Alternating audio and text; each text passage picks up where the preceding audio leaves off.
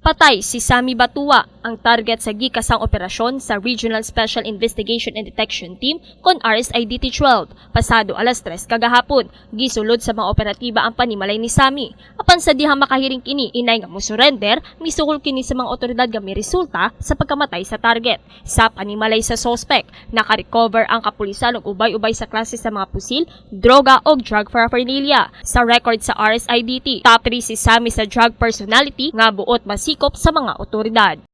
He is considered as number 3 in our watch list. So fortunately kanina we conducted a bypass operation which resulted into the wounding of the suspect that caused his instantaneous death. So nagkaroon po ng short firefight between the suspect and the operating unit. Laing upat makatawo ang kauban ni Sammy sa panimalay ni atong tungura, apan duha kanila ang nakaikyas. Ang duha na hold human maaktuang anaan sa sulod sa panimalay ni Sammy nga mao silang John Paul de Mesa ug Minette Balcaso. Kasamtangan sila karong gipalawom sa investigasyon. Kini bisan pa man og rason sa duha nga bibisita lamang sila sa panimalay ni Sammy ug walay kalambikitan sa illegal nga binuhatan sa target. Apan si de Mesa nasayrang bag-uhay lamang diay nakagawas sa presohan human makapiyansa tungod sa kasong droga. Kami diri sir para sa hangyo sa yang anak sir. Willing mi magtestigo sir kung sa man sir. Pero kami sir wala mi nagagamit ng drugs sir, wala mi kabaluan ng mga ngana sir, ngana diri sir. Sa padayong pag-search sa lugar, naka-recover pa og usa ka Glock nga pusil sa may sagbutang bahin ang mga operatiba sa RSIDT. Pagtuo sa mga otoridad, nga gilabay kini sa usa sa nakaikas nga kauban ni Sammy. Notado na kuno ang namatay nga si Sammy sa lugar nga iladong tulak ug illegal nga droga.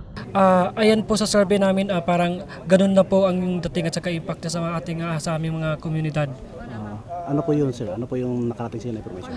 Yun po ang nakalap namin na na informasyon na sila daw ay ganun na parang nagbebenta sila ng information lang yun. Ano po yung binibenta na sir? Yun yung mga illegal na droga.